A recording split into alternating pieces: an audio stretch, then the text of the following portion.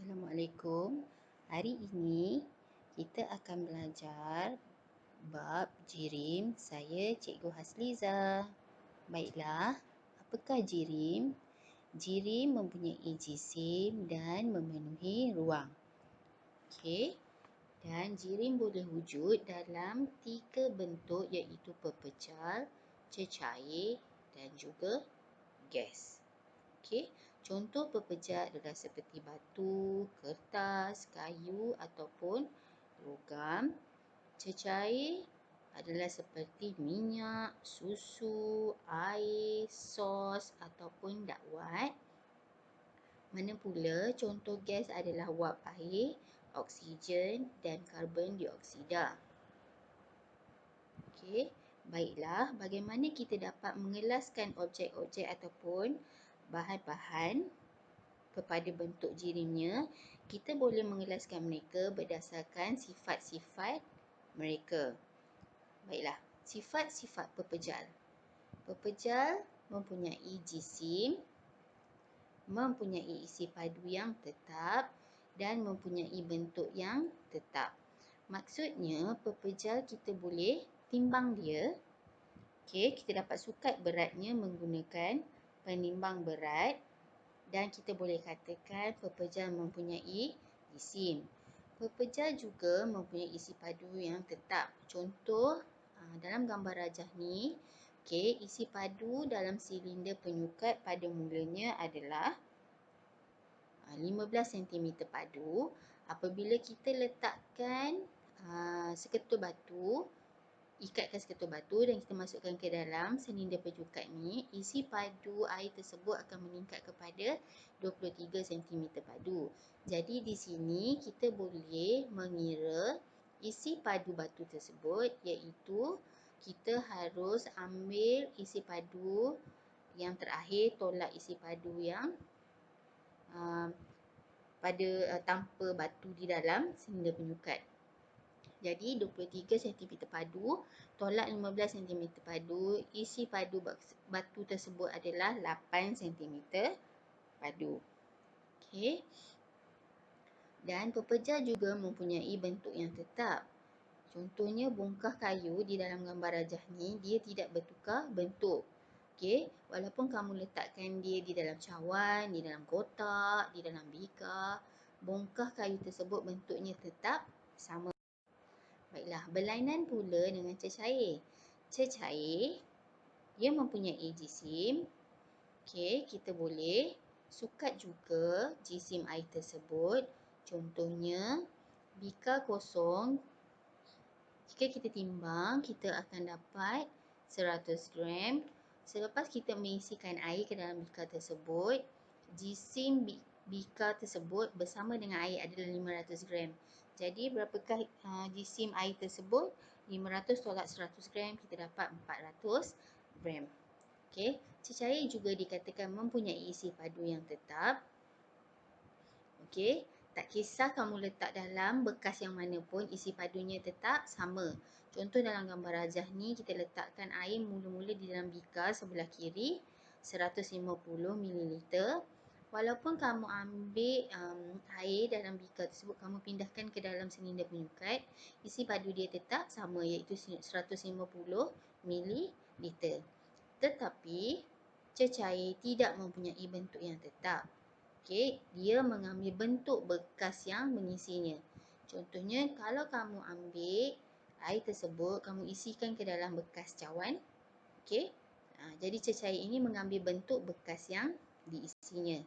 Okey, bergantung kepada bekas cawan ke gelas ke bika ke silinder penyukat ke, dia akan mengambil bentuk bekas yang mengisinya. Jadi, dia dikatakan tidak mempunyai bentuk yang tetap, dia berubah, bentuknya berubah mengikut bentuk bekas. Baiklah, gas juga mempunyai sifatnya yang tersendiri. Okey, gas dikatakan mempunyai jisim. Macam mana kita nak tahu? Contoh eksperimennya. Okey, satu kayu saya gantungkan belon yang telah ditiup di kiri dan kanan. Okey, jadi saya ambil jarum dan saya pecahkan belon di sebelah kiri. Apa akan jadi kayu itu akan menyengit dan berat di sebelah kanan. So ini menunjukkan balon di sebelah kanan yang berisi gas itu, berisi udara itu mempunyai jisim. Okey. Gas tidak seperti pepecah dan cecair, ia tidak mempunyai isi padu yang tetap tetapi dia memenuhi ruang. Jadi macam mana kita nak buktikan gas memenuhi ruang? Contohnya, saya ambil satu balang, saya letakkan asap di dalam, masukkan asap dan saya tutup dengan cardboard. Okey, jadi saya ambil lagi satu balang kosong, saya letakkan di atas cardboard dan saya tarik cardboard ni keluar. Bila kita dah tarik cardboard ni keluar ni, kamu akan dapati asap di balang yang bawah ni, dia akan bergerak ke balang yang kosong di atas. Jadi eksperimen ini membuktikan gas tidak mempunyai isi padu yang tetap tetapi ia memenuhi ruang. Okey. Gas juga tidak mempunyai bentuk yang tetap tetapi mengambil bentuk bekas yang mengisinya. Okey, jadi dia sama macam cecair, dia tak ada bentuk yang spesifik, bentuk yang tetap macam pepejal, bulat, empat segi. Okey, tetapi dia mengambil bentuk bekas. Kalau bekas tu bulat, bentuk dia bulat. Kalau bekas dia panjang, tinggi, lonjong, dia ikutlah bekas tu. Okey. Baiklah, jadual ni menunjukkan perbandingan antara pepejal, cecair dan gas. Ada dua persamaan antara ketiga-tiga jirim ini. Persamaannya adalah pepejal, cecair dan gas mempunyai jisim dan memenuhi ruang. Tetapi ada perbezaan seperti pepejal mempunyai isi padu tetap, sama juga macam cair, isi padunya tetap, tetapi gas tidak mempunyai isi padu yang tetap. Pepejal mempunyai bentuk yang tetap tetapi cecair dan gas tidak mempunyai bentuk yang tetap. Manakala pepejal dan cecair tidak boleh dimampatkan, manakala gas boleh dimampatkan.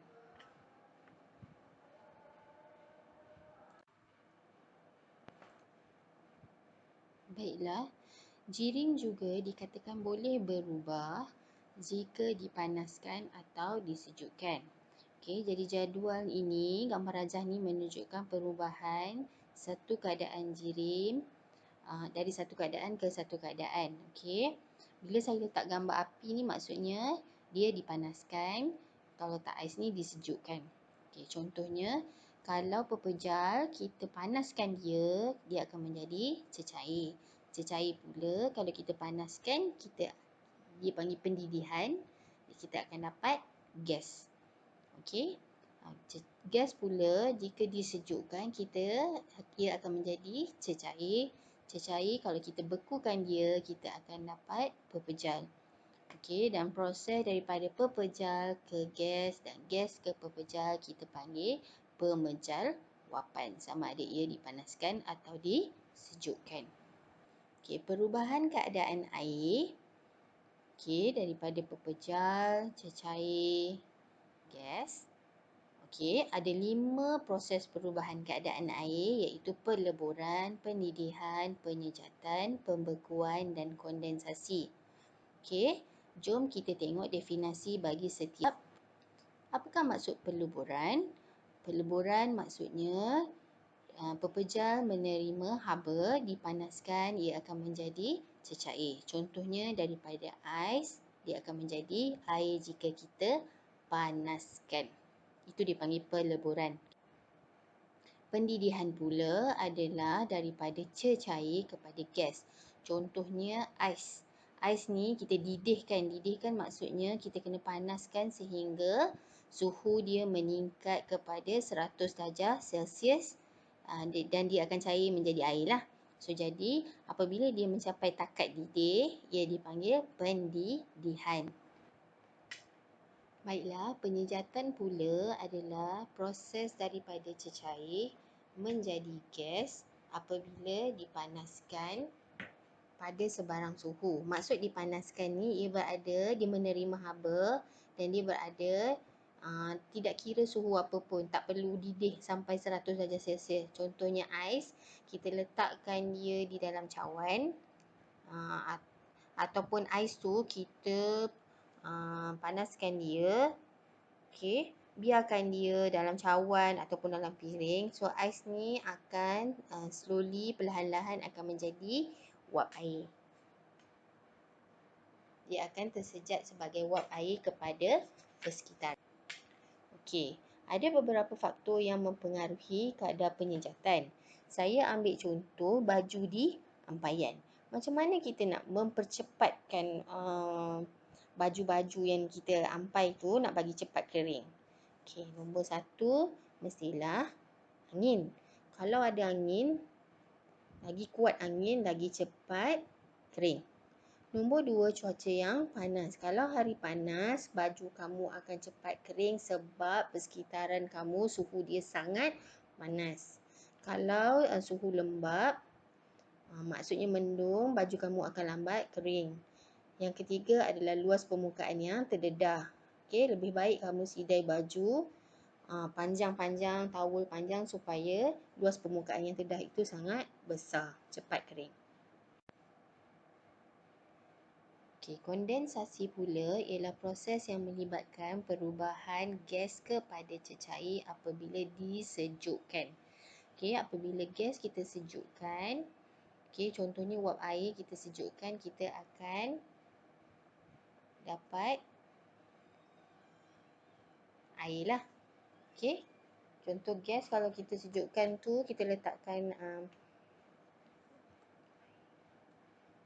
ais kita letakkan di dalam air, dalam gelas. So, wap air akan terkondensasi menjadi titisan air pada gelas tersebut. Itu kita panggil kondensasi. Okey, apa maksud pembekuan?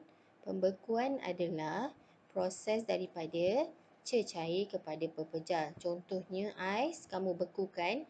Okey, apa suhu takat beku? Takat beku adalah 0 darjah Celsius.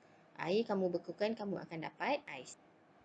Okey, kitaran air semula jadi.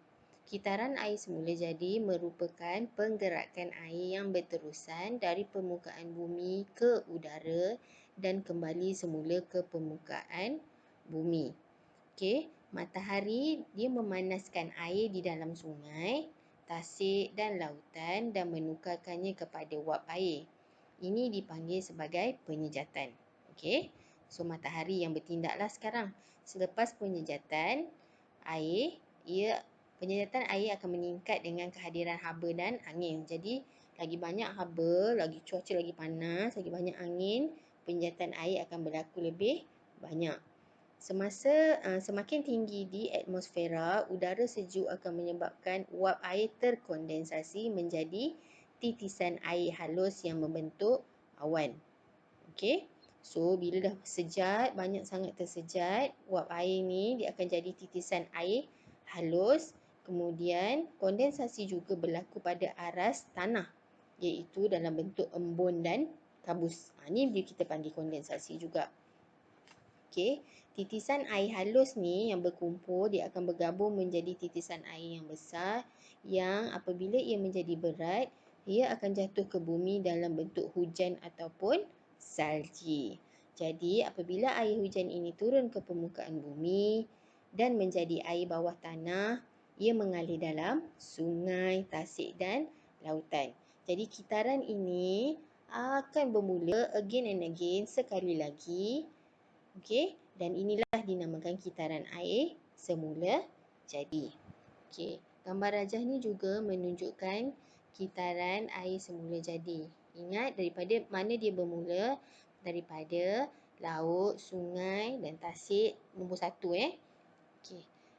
Haba daripada matahari menyebabkan air di laut, sungai, tasik dan dalam tanah tersejat sebagai wap air, dipanggil penyejatan.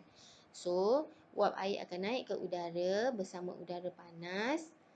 Dia akan membentuk titisan air yang kecil. Wap air yang panas disejukkan oleh udara di sekeliling yang bersuhu rendah menyebabkan ia terkondensasi menjadi titisan air yang besar ataupun banyak dan ia bergabung menjadi awan. Okey. So, wap air menjadi awan kita panggil kondensasi.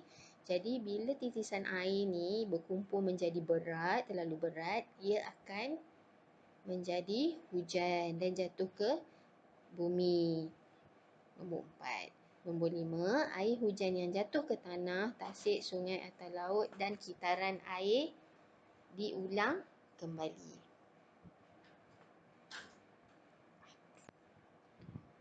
Jadi, apakah kepentingan kitaran semula jadi ni? Okey, kenapa kita perlu ada kitaran semula jadi ni? Yang pertama, untuk memastikan kuantiti air bumi adalah kekal sama. Jadi, kalau kita tak pastikan kuantiti air bumi ni, dekat bumi ni sama, nanti kita terlalu kering. Udara kita kering, kita pun tak cukup air.